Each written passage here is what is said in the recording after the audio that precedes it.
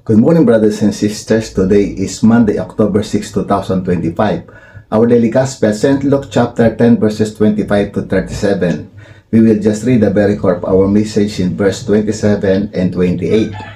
He answered, "You must love the Lord your God with all your heart, with all your soul, with all your strength, and with all your mind. And you must love your neighbor as yourself." Jesus told him, "You have answered correctly. Do this and you will live." The Gospel of the Lord. Our message, live in love. Mabuhay sa pag-ibig. God is love. Is Jesus. There is life from God in love. Ang Diyos ay pag-ibig kay Jesus.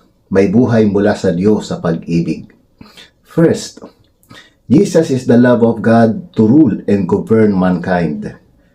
Si Jesus ay ang pag-ibig ng Diyos na namumuno at mamamahala sa sangkatauhan. Second, Jesus is the love of God who is a model and power for mankind.